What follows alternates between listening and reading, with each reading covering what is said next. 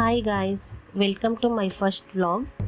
ಈ ವರ್ಷದ first trip ನಮ್ಮದು. ಅದಕ್ಕೆ ವ್ಲಾಗ್ ಮಾಡೋಣ ಅಂದ್ಕೊಂಡೆ, ಮೆಮೊರೇಬಲ್ ಆಗಿರಲಿ ಅಂತ. ಫ್ರೈಡೇ ನೈಟ್ ಟ್ರೈನ್ ಇದ್ದಿದ್ದು ಯಶವಂತಪುರದಿಂದ.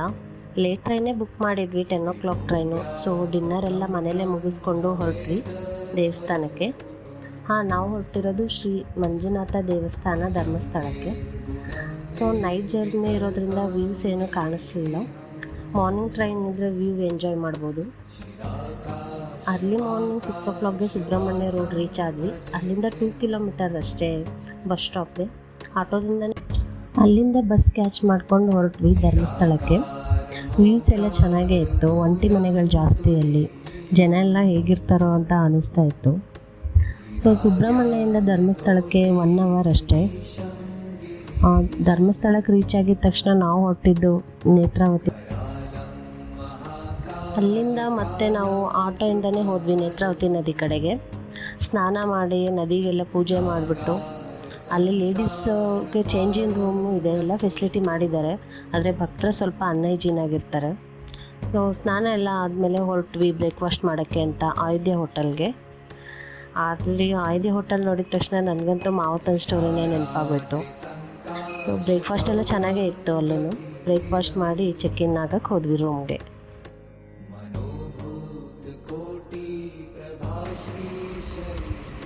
ನಾವು ಮಾಡಿರೋ ರೂಮ್ ಬಂದು Rajatadri hotel, near by temple.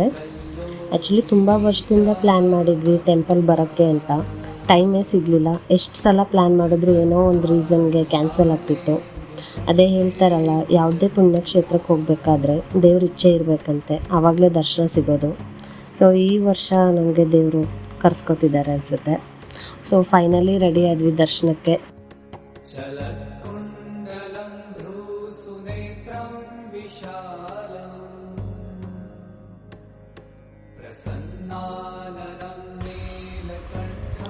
So ಹೋಟೆಲಿಂದ ದೇವಸ್ಥಾನಕ್ಕೆ ವಾಕೇಬಲ್ ಆಗುತ್ತೆ, 1/2 kilometer ಅಷ್ಟೇ. ಬಟ್ ನಾವು ಆಟೋ ಮಾಡ್ಕೊಂಡೇ ಹೋದ್ವಿ. 10:30 ಆಗಿತ್ತು ದೇವಸ್ಥಾನಕ್ಕೆ ಹೋದಾಗ. ದರ್ಶನಕ್ಕೆ ಬಿಟ್ಟರು, ಜಾಸ್ತಿ ಜನ ಏನಿರಲಿಲ್ಲ, ಆರಾಮಾಗಿ ದರ್ಶನ ಮಾಡ್ಬೋದು ಅಂದ್ಕೊಂಡು ಹೋದ್ವಿ. ಬಟ್ ಅಲ್ಲಿ ನೋಡಿದ್ರೆ ರೂಮಲ್ಲಿ ಲಾಕ್ ಮಾಡಿದ್ರು, ವೇಟಿಂಗ್ ರೂಮು. 12 o'clockಗೆ ರೂಮ್ ಡೋರ್ ಓಪನ್ ಮಾಡ್ತೀವಿ ಅಂತ ಹೇಳಿದ್ರು. ಅಲ್ಲಿವರೆಗೂ ಅಲ್ಲೇ ಕೂತಿದ್ವಿ ದೇವ್ರ ಧ್ಯಾನ ಮಾಡಿಕೊಂಡು. ಟಿ ವಿನಲ್ಲಿ ಗರ್ಭಗುಡಿ ಲೈವ್ ಪೂಜೆ ಕೂಡ ಹಾಕಿದ್ರು ಅಲ್ಲಿ. ಸೊ ಅದು ನೋಡ್ಕೊಂಡು ಎಲ್ಲ ಕೂತಿದ್ವಿ.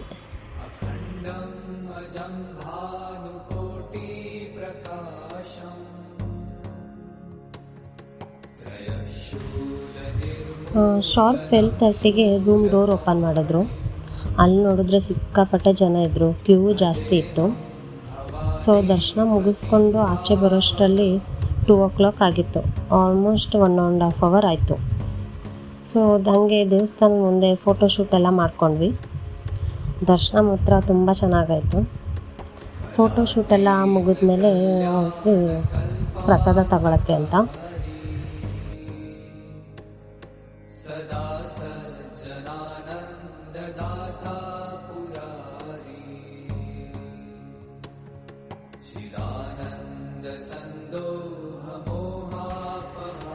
ದೇವಸ್ಥಾನದಲ್ಲಿ ಸಿಗೋ ಪ್ರಸಾದದ ರುಚಿನೇ ಬೇರೆ, ತುಂಬ ಟೇಸ್ಟಿಯಾಗಿತ್ತು.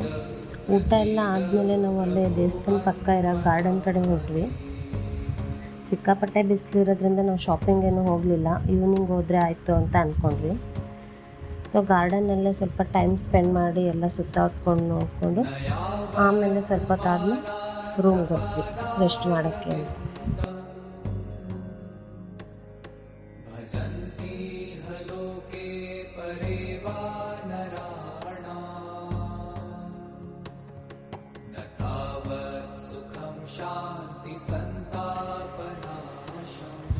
ಮತ್ತೆ ಈವ್ನಿಂಗ್ ಫ್ರೆಶ್ ಅಪ್ ಆಗಿ ದೇವಸ್ಥಾನ ಕಡೆ ಹೋದ್ವಿ. ವಾಕ್ ಮಾಡಿಕೊಂಡೇ ಹೋಗಿದ್ವಿ. ಹಾಗೆ ಅಲ್ಲೇ ಸುತ್ತಮುತ್ತ ಇರೋ ಪ್ಲೇಸ್ ಎಲ್ಲ ನೋಡಿಕೊಂಡು ಸ್ನ್ಯಾಕ್ಸ್ ತಿನ್ಕೊಂಡು ಟೈಮ್ ಸ್ಪೆಂಡ್ ಮಾಡಿದ್ವಿ. ಸ್ವಲ್ಪ ಹೊತ್ತಾದ್ಮೇಲೆ ಮತ್ತೆ ಟೆಂಪಲ್ ಹತ್ರ ಹೋದ್ವಿ. ಅಲ್ಲಿ 2 ಆನೆ ಇದ್ವು, ಅದರಿಂದಲೂ ಬ್ಲೆಸ್ಸಿಂಗ್ ಎಲ್ಲ ತೊಗೊಂಡು ಶಾಪಿಂಗ್ ಎಲ್ಲ ಮುಗಿಸ್ಕೊಂಡು ಸ್ವಲ್ಪ ದೇವಸ್ಥಾನದಲ್ಲೇ ಕೂತಿದ್ವಿ. ಲೇಟ್ ನೈಟ್ ರೂಮ್ಗೆ ಹೋದ್ವಿ. ಇದಾಗಿತ್ತು ನಮ್ಮ ಧರ್ಮಸ್ಥಳ ಟ್ರಿಪ್ಪು.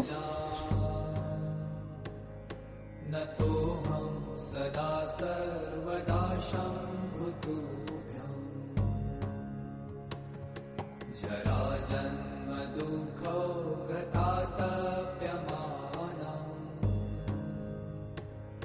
प्रभो पाहि आपन्नमामीश शम्भो।